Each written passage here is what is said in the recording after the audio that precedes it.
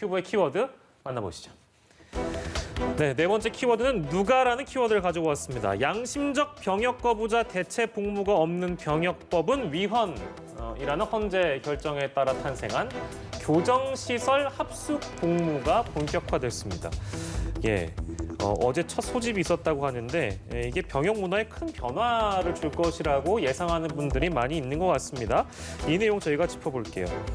이게 어떤 의미가 있는지도 좀 먼저 짚어봐야 될 것 같아서요. 지금 이게 2018년 헌재의 판결 이후 2년 4개월 만의 일이라고 하네요. 이거 어떤 의미가 있다고 봐야 되겠습니까? 그러니까 병역법 5조가 헌법 불합치하다라고 판결을 내린 겁니다. 왜냐하면 지금 그 신앙적 어떤 신념 때문에 병역을 거부했던 사람들 같은 경우에 병역법 위반으로 전부 다 이제 구치소 생활을 했었거든요. 왜냐하면 이제 법을 어겼다는 이유로 그렇게 한 건데, 그래서 대체 복무라고 하는 부분이 여러 가지가 있었는데 그 중에 이 종교적 신념이라고 하는 부분을 받아들이지 않았어요. 그런데 이거를 받아들여서 대체 복무의 한 분야로 포함을 시킨 거죠. 그래서 대체 복무의 영역이 좀 늘어났다고 볼 수 있습니다. 복무 기간은 대신 현역병보다 2배 많은, 그러니까 2배 정도가 되는 거죠. 현역병보다 2배로 늘어나 36개월 동안 합숙을 하게 되고요. 주로 어디서 근무를 하면 교정시설에서 근무를 하게 됩니다. 급식을 보조하거나 아니면 여러 가지 이제 시설 관리 이런 부분들의 보조 업무를 하게 되고요. 대체복무 교육센터에 3주간 교육을 받고 36개월 동안 합숙하면서 복무를 하면, 즉 출퇴근이 아니고 교도소 안에서 합숙을 하면서 근무를 하게 돼 있고요. 다른 내용들은 거의 현역과 비슷합니다. 예컨대 휴가 관계된 부분이라든지 아니면 혜택 관계된 부분은 거의 동일하고요. 다만 기간이 늘어났기 때문에 진급하는 속도가 약간 좀 늘어났습니다. 예를 들면 현역병으로 가서 예를 들면 2등에서 1병으로 진급하는 시간은 2배 정도 늘어나는 거죠, 결국.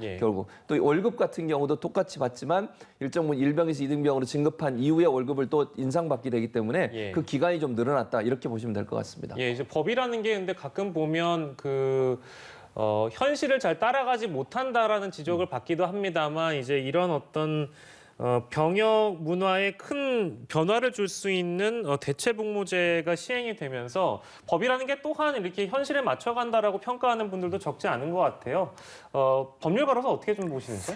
좀 늦었지만 다행이다라고 생각이 들고, 우리나라는 사실 세계적으로 좀 특수하죠. 휴전 상태이기 때문에 군력 또한 중요하게 인력을 배치해야 될 요소이긴 하지만 또 양심의 자유까지 반하면서 억지로 신념에 반하는 또 총기 사용이라든가 훈련을 받는 것도 비인간적인 처우이기 때문에 변화됐어야 됨에도 불구하고 우리 사회에서 군대를 가느냐 평등하게 복무를 하느냐 여부가 굉장히 중요한 사회의 공정과 평등의 가치로 관념이 되어 있어서 쉽게 실행은 하지 못했습니다.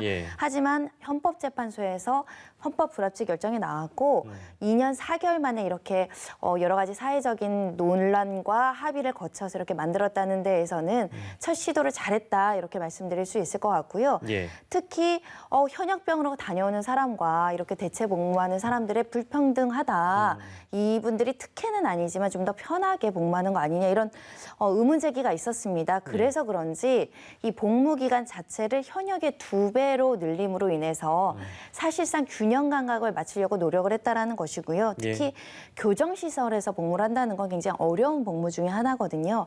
그런 측면에서 제도 개선 차원에 많은 고민이 있었고 실행 과정에서 부작용이 있다고 하더라도 고쳐 나가면서 일부 인원이긴 하지만 잘 정착되기를 바라고 있습니다. 알겠습니다. 오늘의 사건 큐브는 여기까지 하도록 하죠.